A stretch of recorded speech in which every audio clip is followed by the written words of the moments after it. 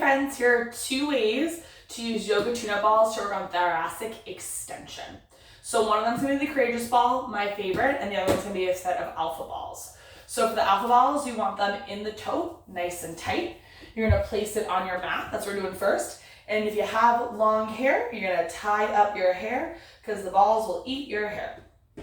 So then you're going to come with your knees bent, feet flat, arms behind you, and you're going to really slowly lower onto your elbows and then lower your back onto the balls. So you want to make sure one ball is on either side of your spine and the kind of hole in the middle is where your spine goes. Head is cradle with your hands, elbows wide, and you want to make sure that you can really feel your sacrum here. With thoracic extension, you want the movement to be coming from kind of your rib cage up. You don't want your low back to be doing the motion, so keeping your low back as neutral as possible. Mine's going to try to stay pretty connected to the ground here. You're going to take an inhale, exhale, arch it back. Part of the way you really make sure you're keeping the low back kind of stable is making sure the rib cage doesn't flare out. You see when my rib cage opens up that my low back starts to lift. So I'm keeping the rib cage knit together. Take an inhale, exhale, arch it back. Inhale, lift, exhale, arch. You can move from about the bottom of your shoulder blades, your scapula, and just move up an inch or so. I like to do 3 to 4 kind of inhales and exhales at each spot. That just is what feels really good here.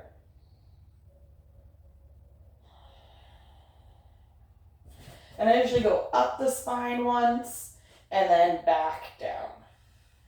So that's thoracic extension. Once again, rib cage knit in. You can see the second time I'm getting a little bit more movement with the alpha ball. So you can also do it with the courageous ball, which is this softer one.